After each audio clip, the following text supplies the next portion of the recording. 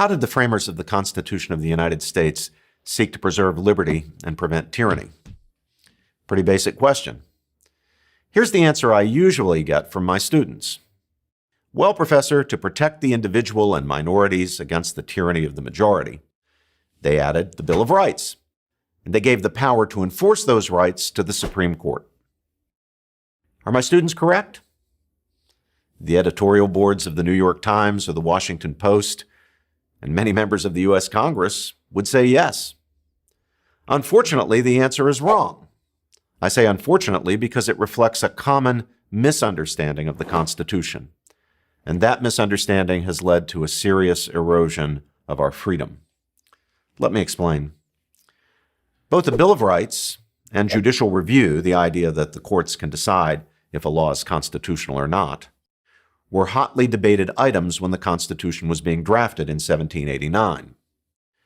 The Federalists, the group led by Alexander Hamilton that wanted a national constitution, opposed including a Bill of Rights. They feared it would actually undermine what the Federalists regarded as the main protections against tyranny in the document, the limited nature of the national government itself.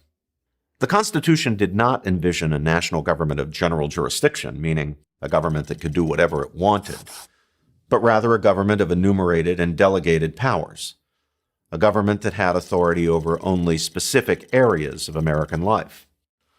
All other powers were to be beyond the scope of the national government and reserved to the states or to the American people themselves. That's why when political necessity forced the Federalists to yield to demands for a Bill of Rights, they took care to add two important amendments, the 9th and 10th.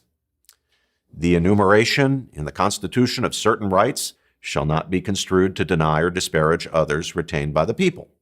And the powers not delegated to the United States by the Constitution nor prohibited by it to the states are reserved to the states respectively or to the people.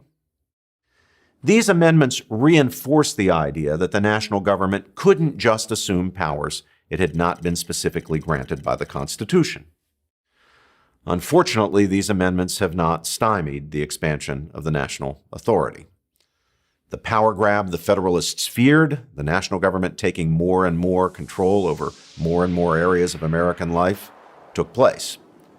Not immediately, but over time, and especially beginning in the second half of the 20th century. That same time frame has seen a similar concentration of power in the judiciary, especially in the Supreme Court, so that now most Americans think of the Supreme Court as the ultimate arbiter of almost every social and political dispute. The founders never envisioned the court in this role. How has the court fared in playing it? Well, there have been moments of glory, to be sure, such as in the racial desegregation case of Brown against the Board of Education in the 1950s. But it has also handed down decision after decision, from Dred Scott against Sanford in the 1850s, which facilitated the expansion of slavery, to Roe against Wade in the 1970s, which legalized abortion throughout the United States, in which the justices have plainly overstepped the bounds of their authority by creating law from the bench, thereby further expanding their own power and that of the national government. Moreover, the Supreme Court has done little to stop the executive and legislative branches of the national government from unconstitutionally overreaching.